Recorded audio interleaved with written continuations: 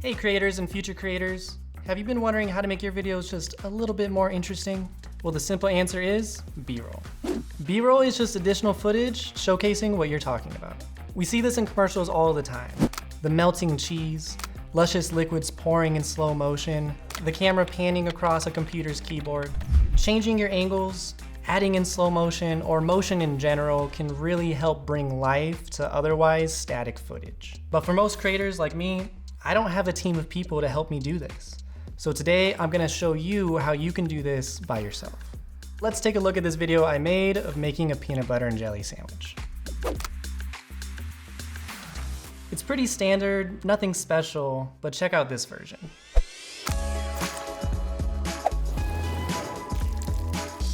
By adding in dramatic B-roll, I was able to take otherwise boring footage and make it more exciting.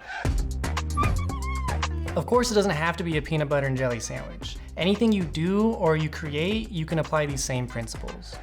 If you're a chef, well, cutting vegetables is good B-roll. If you're a painter, dipping your paintbrushes in paint. If you're a beauty vlogger, you can get some really great product shots. Let me show you what I did. Step 1, figure out what shots you want to get and how to get those. Step 2, film. Step 3, add your footage into your sequence. Here's what I used.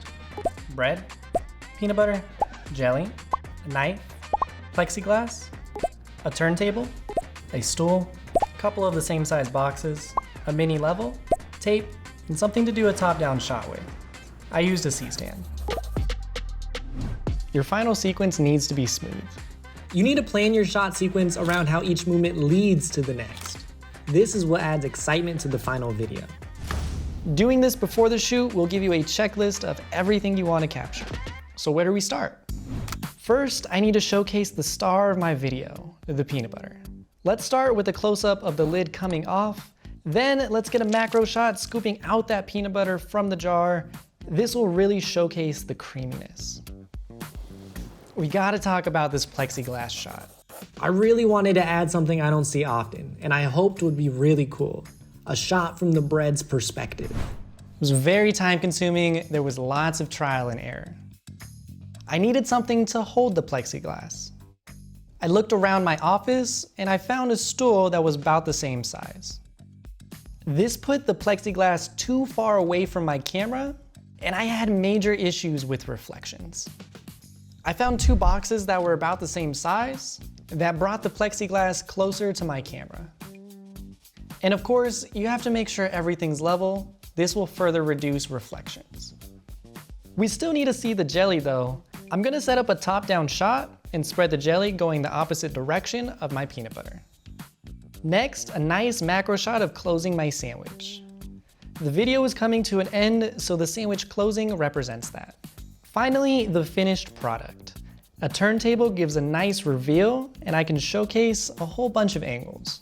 Again, it doesn't have to be a PB&J. You can put sculptures you've made, your latest graphic novel, really anything your audience would love to see in detail on a turntable. So let's piece it together. You have 2 options here. You can either make a new sequence out of your B-roll, or you can add that B-roll back into your original video to make it a little spicy. I chose to make a new sequence, so here it is.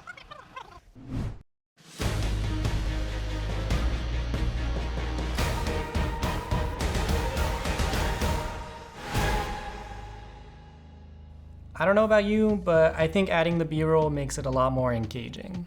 We've all made a peanut butter and jelly sandwich before, but that B-roll takes this footage to the next level. I hope this was helpful. Thank you so much for watching. Let me know what other topics you want to learn to help level up your video skills.